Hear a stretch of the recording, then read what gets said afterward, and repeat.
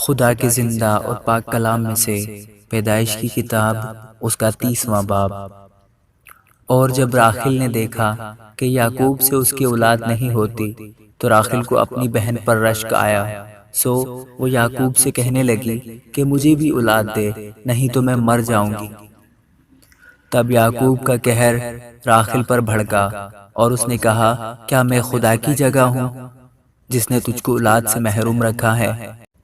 اس نے کہا، دیکھ میری لونڈی بلہا حاضر ہے، اس کے پاس جا تاکہ میرے لیے اس سے اولاد ہو اور وہ اولاد میری ٹھہرے۔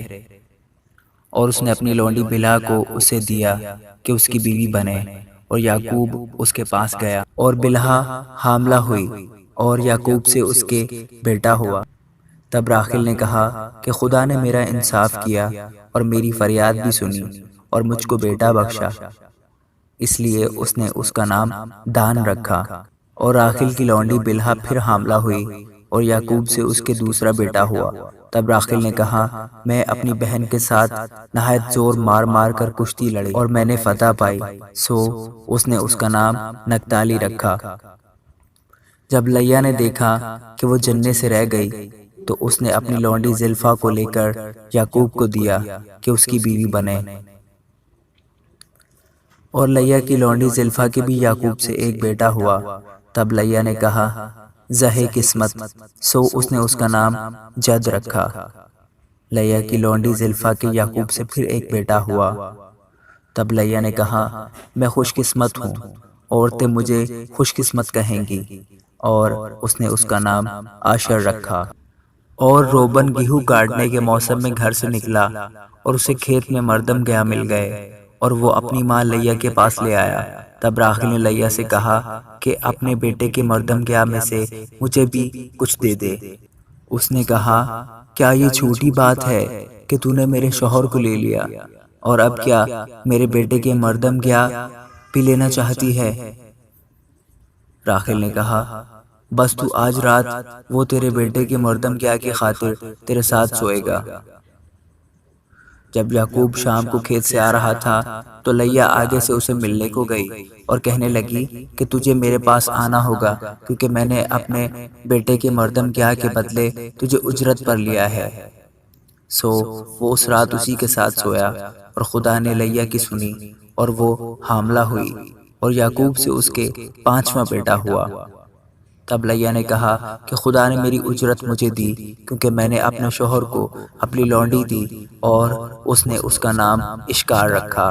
اور لیا پھر حاملہ ہوئی اور یعقوب سے اس کے 6واں بیٹا ہوا۔ تب لیا نے کہا کہ خدا نے اچھا مہر مجھے بخشا، اب میرا شوہر میرے ساتھ رہے گا، کیونکہ میرے اس سے 6 بیٹے ہو چکے ہیں، سو اس نے اس کا نام زبولون رکھا۔ اس کے بعد اس کی ایک بیٹی ہوئی اور اس نے اس کا نام دینا رکھا۔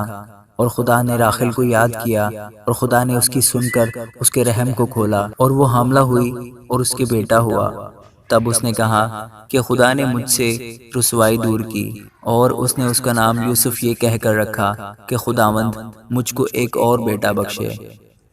اور جب راخیل سے یوسف پیدا ہوا تو یعقوب نے لابن سے کہا، مجھے رخصت کر کہ میں اپنے گھر اور اپنے وطن کو جاؤں۔ میری بیویاں اور میرے بال بچے جن کی خاطر میں نے تیری خدمت کی ہے میرے حوالے کر اور مجھے جانے دے، کیونکہ تو آپ جانتا ہے کہ میں نے تیری کیسی خدمت کی ہے۔ تب لابن نے کہا، اگر مجھ پر تیرے کرم کی نظر ہے تو یہیں رہ، کیونکہ میں جان گیا ہوں کہ خداوند نے تیرے سبب سے مجھ کو برکت بخشی ہے۔ اور یہ بھی کہا کہ مجھ سے تو اپنی اجرت ٹھہرا لے اور میں تجھے دیا کروں گا۔ اس نے اس سے کہا کہ تو آپ جانتا ہے کہ میں نے تیری کیسی خدمت کی اور تیرے جانور میرے ساتھ کیسے رہے، کیونکہ میرے آنے سے پہلے یہ تھوڑے تھے اور اب بڑھ کر بہت سے ہو گئے ہیں، اور خداوند نے جہاں جہاں میرے قدم پڑے تجھے برکت بخشی۔ اب میں اپنے گھر کا بندوبست کب کروں؟ اس نے کہا، تجھے میں کیا دوں؟ یعقوب نے کہا، تو مجھے کچھ نہ دینا، پر اگر تو میرے لیے ایک کام کر دے تو میں تیری بھیڑ بکریوں کو پھر چراؤں گا اور ان کی نگہبانی کروں گا۔ میں آج تیری سب بھیڑ بکریوں میں چکر لگاؤں گا، اور جتنی بھیڑیں چتلی اور ابلک اور کالی ہوں اور جتنی بکریاں ابلک اور چتلی ہوں ان سب کو الگ ایک طرف کر دوں گا اور انہی کو میں اپنی اجرت ٹھہراتا ہوں، اور آئندہ جب کبھی میری اجرت کا حساب تیرے سامنے ہو تو میری صداقت آپ میری طرف سے اس طرح بول اٹھے گی کہ جو بکریاں چتلی اور ابلک نہیں اور جو بھیڑیں کالی نہیں، اگر وہ میرے پاس ہوں تو چرائی ہوئی سمجھی جائیں گی۔ لابن نے کہا میں راضی ہوں، جو تو کہے وہی صحیح۔ اور اس نے اسی روز دھاری دار اور ابلک بکروں کو اور سب چتلی اور ابلک بکریوں کو جن میں کچھ سفیدی تھی اور تمام کالی بھیڑوں کو الگ کر کے ان کو اپنے بیٹوں کے حوالے کیا، اور اس نے اپنے اور یعقوب کے درمیان 3 دن کے سفر کا فاصلہ ٹھہرایا، اور یعقوب لابن کے باقی ریوڑوں کو چرانے لگا۔ اور یعقوب نے سفیدہ اور بادام اور چنار کی ہری ہری چھڑیاں لیں اور ان کو چھیل چھیل کر اس طرح گنڈے دار بنا لیا کہ ان چھڑیوں کی سفیدی دکھائی دینے لگی، اور اس نے وہ گنڈے دار چھڑیاں بھیڑ بکریوں کے سامنے حوضوں اور نالیوں میں جہاں وہ پانی پینے آتی تھیں کھڑی کر دی، اور جب وہ پانی پینے آئیں سو گابن ہو گئیں، اور ان چھڑیوں کے آگے گابن ہونے کی وجہ سے انہوں نے دھاری دار چتلے اور ابلک بچے دیے۔ اور یعقوب نے بھیڑ بکریوں کے ان بچوں کو الگ کیا اور لابن کی بھیڑ بکریوں کے منہ دھاری دار اور کالے بچوں کی طرف پھیر دیے، اور اس نے اپنے ریوڑوں کو جدا کیا اور لابن کی بھیڑ بکریوں میں ملنے نہ دیا۔